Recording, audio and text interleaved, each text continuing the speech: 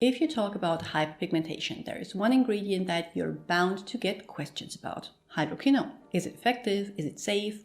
Or will it make my skin turn blue and give me cancer? If you have asked yourself any of these questions, keep watching.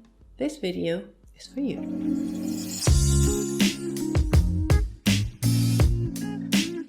Hi, I'm Dr. Anne.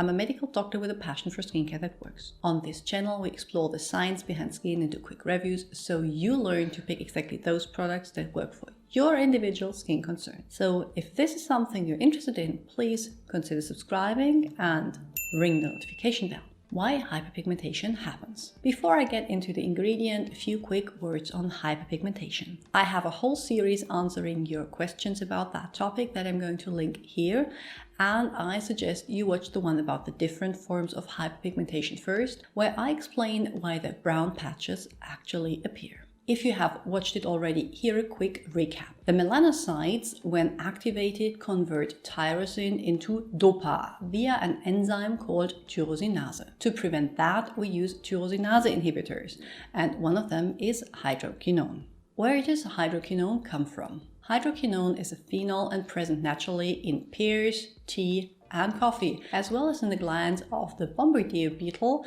that, in case of danger, mixes hydroquinone with hydrogen peroxide and the enzyme catalase to squirt that hot and etching mixture on its enemies. Little fun fact here to keep your attention. Leaving bombardier beetles aside though, it occurs naturally in several plants, both as hydroquinone or as its well-known precursor, arbutin. What does hydroquinone do? Hydroquinone creams are often referred to as skin bleaching creams, which is misleading. When I hear bleaching, I think destruction of already existing pigment, and hydroquinone does not affect the pigment present in your cells. What it affects is the production of new melanin, so rather than actually bleaching, the cream will prevent it from getting darker. Might be semantics to some, but you know I'm a fan of exact descriptions. The effect, however, when applied to the skin is the lightening of dark patches, or when applied all over the face, the lightening of the skin tone in general, simply because the melanocytes aren't able to convert as much tyrosine into DOPA. How long does it take to see results, and are the results permanent? As always with skincare, you need patience. Hydroquinone will not give you overnight effects. Many people do see a significant reduction in pigmentation intensity within the first few weeks though, which is considered a lightning speed when it comes to treating hyperpigmentation. It usually is a painfully slow process. As I mentioned in my first video of this series though, hyperpigmentation is a chronic condition that might come back if you stop the treatment. So no, the results are not permanent. That doesn't mean that you will need to use hydroquinone for the rest of your life. You shouldn't anyway, but we'll get into that in a bit. While you still have the melanocytes that will produce melanin when activated, the process the hydroquinone blocks, you can prevent this activation once the hyperpigmentation has faded by wearing broad spectrum sunscreen, for example. That way the effects will be preserved even after you stop using the hydroquinone, although they are not permanent.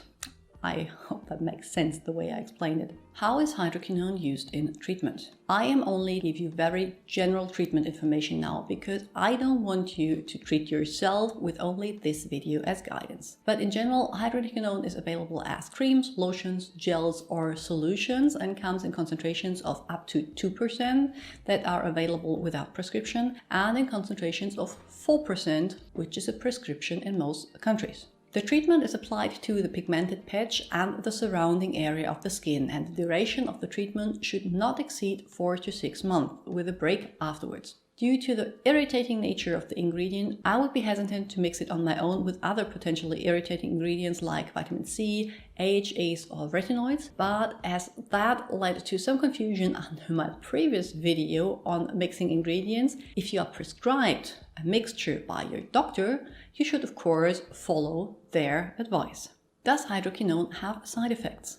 Yes, some that are pretty common in skincare and others that have led to hydroquinone's mostly undeserved bad reputation. The side effect it shares with other ingredients like retinoids or AHAs are dryness, redness and irritation, and are hugely influenced by your individual skin and the dose and frequency you use. But of course no one really talks about them. What usually is mentioned are either a confetti-like depigmentation of the skin, leukodemia, or the so-called pseudo-ochronosis or exogenous ochronosis. Leukodermy means real depigmentation of the skin, which is especially noticeable in darker skin types and is not reversible. Pseudo-ochronosis, opposed to ochronosis that happens as part of a genetic disease that affects an enzyme in the tyrosine metabolism, is due to an accumulation of homogentisat or homogentic acid. Homogentic acid is a chemical that occurs when hydroquinone is broken down and can, when too much is present, be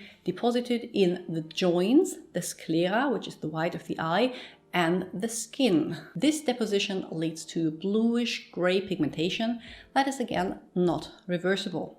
Pseudo-ochronosis is not only described in case reports after hydroquinone use, but also as side effect of anti-malaria or anti-Parkinson medication, and seems to be associated with dark skin and consistent use of a higher dosage. It is important to emphasize, though, that food and beverages, especially coffee or tea, associated with consumption of hydroquinone in larger quantities than is absorbed through the skin when used as advised. We only have case reports, which means the actual incidence is either extremely low or not well documented, especially if we take into consideration that hydroquinone has been used since 1936 and has been examined by a study since 1961, so for 59 years now. It is not safe to conclude that the fact that these case reports are exclusively from people of color, that means that the risk for people of color is higher. In most cases, continuous use over large areas of the body was reported as opposed to localized treatment of hyperpigmentation.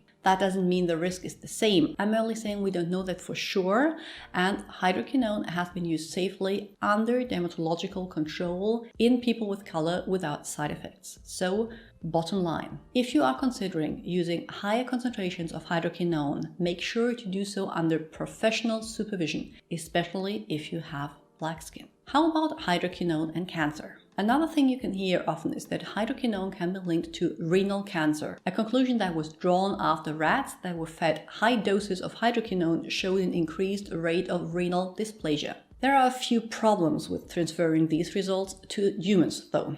First, we are no rats. Second, we are used to ingesting hydroquinone via food and beverages, while rats usually don't have a morning coffee, so are far worse equipped with enzymes to break it down. Third, the doses fed to the rats are much higher in relation to the body weight than the doses we ingest via beverages, which are in turn much higher than the ones we absorb over the skin. Fourth, as I mentioned above, hydroquinone has been used since 1936, so I reckon that if it would increase the risk of renal cancer, we would have noticed that by now.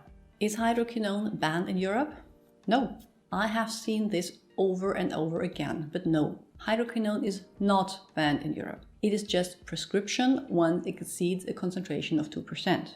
Bottom line, hydroquinone is a safe and effective treatment for many forms of hyperpigmentation, but should always be used according to the advice of a professional if it exceeds concentrations of 2%. It is very often used as first-line treatment for melasma and can give very good results, but requires continuous upkeep of preventative measures like broad-spectrum sunscreen if you want to keep these results in the long term. Do you have any experiences with hydroquinone yourself? If yes, please share them in the comments below. I'm going to link to a few more videos on the screen now that I think you might enjoy, and I'm going to see you all very soon with another one. Bye!